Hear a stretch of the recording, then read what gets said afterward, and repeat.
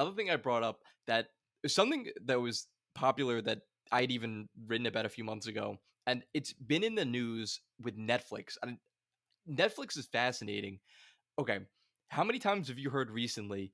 Oh, Netflix needs to get into live sports. Netflix needs to buy the rights to the NFL games or whatever. They need to be showing baseball and football and Yeah, blah blah is blah on that even like Netflix. is that the clientele that they even appeal to? And I feel like that's going to cost a fortune. Is it worth it for Well, them? they go down this route.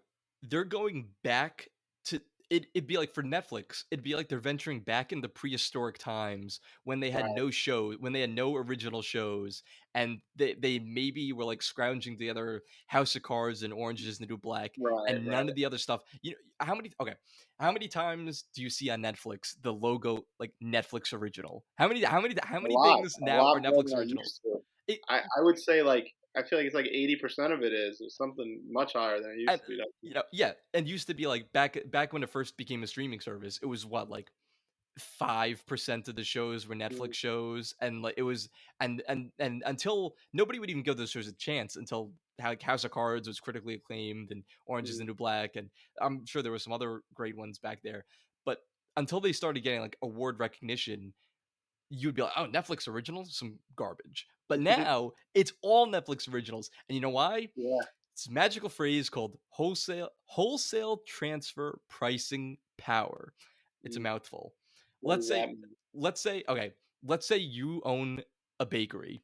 You're in New York City, you're a baker. Your investments worked out so well, you decided to retire with millions and spend your days baking cupcakes. Spending You all of my money on rent in New York City. Yep. You're like, now I can blow my money on rent in New York City, and you have the you create the investment club cupcake, and everyone in New York City loves it, and it's like proven that oh, you buy this cupcake and your investment knowledge goes up 10 times, and people are like, wow, like, I really need this cupcake, I need to have it, but there's a secret ingredient in your cupcake that you're buying from someone else that you can't make yourself, and they're the only supplier around in the whole East Coast, whole country. That supplier is going to see your success and be like, wow, this person could charge all this money, this person's making profits hand over fist, I'm going to up what I'm charging him for this ingredient 100 times, a Mm, thousand times, there's whatever. nothing I can do about it. There is nothing you can do about it. Investment Club Cupcake is going out of business. Going out of business, or maybe not so much going out of business, but all your profits are being captured by the person with the secret ingredient. Right, They're capturing all the profits that would, in theory, be going to you.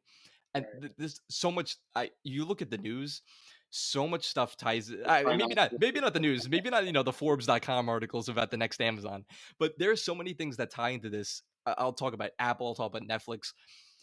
Netflix was in this exact situation. They become a big player in the streaming game. They're like, well, we need, in order to get more subscribers, to get people to sign up, we need to license all this content. All the mm, content licensors are like, huh, we have all the negotiating power here. You want our catalog of movies? You're paying up. And so yeah. Netflix was like held over a barrel So initially when they started out. this is a do or die of them making their own content. Exactly. Their margins on their own content. And people will be like, "Oh my gosh, they spent how many billions of dollars, like how And much money?" they're still better off. They are better off That's crazy. creating their own content than Yeah. being beholden to the people Friends that and they The have the Office license. and Yeah, Peacock and than having to Comcast. license content. Right. Which gets me to, why is everyone arguing now that they should license sports broadcasting No, rights? yeah, that makes no sense. That'd be so backwards. Netflix should create their own sports league and run with that. No, you're not far off. You are not far off. You know what they're thinking about doing? That people are like, sounds crazy. They're thinking of creating their own video games, their own Okay, intellectual property, but they're developing it and creating it. And you know what? right. I think it's genius. Not that I think Yeah, it'll work or that it'll be smart, but not that I would that is play Netflix that's video like a games. better option, it seems like, than the alternative of buying the rights for sports and whatnot. You know, there's a famous I follow, and this whole idea I got from following this guy's name is Tren Griffin. Tren Griffin on Twitter, and he like works for Microsoft and some and Craig McCaw, I think, who is like a pioneer in the cell phone like landline space, all this telecom stuff that is kind of over my head, but Mhm. he writes about this wholesale transfer pricing power all the time, and he's quoting, I think it's either Buffett or Munger, where they're like, you know, who has an agent who's negotiating up the price for all this stuff? Movie stars. You're an actor, you're negotiating, you do better, you're upping your price. You know who's not renegotiating their price? Mickey Mouse. The mouse doesn't have an agent raising his price for him. He's a mouse. Disney owns the content. They don't have to negotiate against him for to sign a contract. Right, It's the same thing with Netflix.